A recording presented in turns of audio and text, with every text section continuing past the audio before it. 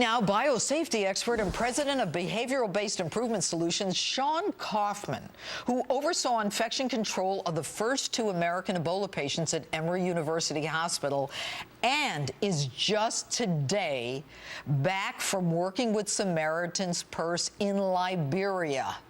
All right, welcome, Sean. How you feeling? I'm feeling good. Thank you, Judge. All right. You just landed from Liberia. Should people be worried if they come in contact with you? Well, that question can be looked at in 2 ways. If you look at it from a scientific standpoint, I would say my risk to other people is extremely low. But if you look at it from a perception standpoint, there are some folks that would probably say that I would be someone you'd want to stay away from. Well, look, there's no question. You've been working with those who have the Ebola virus, and your flight originated in Liberia, and I understand that you went through another airport. What precautions can you tell us you went through from Liberia to the United States?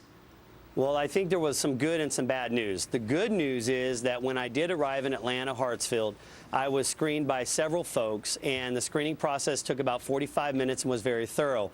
The bad news, however, when we left Monrovia and took a 6-hour flight to Brussels, there was absolutely no screening in Brussels. We spent about 10 hours in Brussels and flew out of Brussels airport. There was absolutely, again, no screening whatsoever in Brussels. So we could very well be coming to the States with a potential fever, but I would be very satisfied in Atlanta that they would have picked it up had I had any type of fever.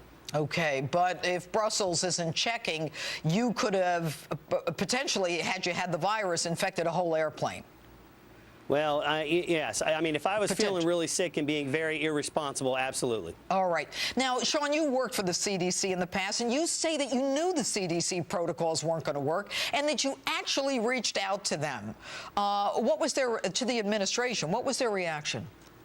Well, I think the first reaction was that they debated and argued, and then the second was they just kind of absorbed and blew me off. They blew you off. They blew you off? They didn't really. I mean, the reality is there was no follow-up. And I'm hoping, I'll be honest with you, Judge, I'll be honest with you. I think there's some new guidelines coming out tonight, and I'm hoping that when I get a chance to look at them, I'll be much more satisfied than I have been in the past. All right, Sean, let's talk about the Ebola virus. You're with Samaritan's Purse. That's an organization that is a, highly respected organization, and you obviously know how to deal with Ebola and the virus in West Africa. Why is it that the United States of America, I mean, we're supposed to be the smartest, technologically, medically advanced people in the world. How could we not know what you know? I think, really, to be honest with you, Judge, I think there's a difference between being vigilantly respectful of the virus and what it can do and vigilantly fearful. And I think that what we're looking at right now is that folks simply are acting out of fear. There's not really a lot of science behind what's going on. And so when we bring up issues like how to take off our personal protective equipment or even how to really fight this outbreak, decisions can't be made so far away from the front line. You have to almost jump into the trenches, see what's really going on, and make some good calculated decisions on how to make this battle, how to fight this war. Well, there's no question you have to be on the front line to understand what works and what doesn't. But what can you say to the healthcare workers in this country who, 2 of them now that we know of, have the virus? What is it safe for them?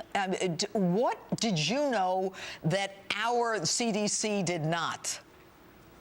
Well, I wish I could have an answer to that, but I will say this. For our healthcare workers here in the United States, be aware. For the next 6, 7 months, I want you to pay attention to every single fever. And if someone says they're traveled or have traveled to West Africa, be vigilant. Be vigilant, pay attention, and don't let what has happened in the past happen again.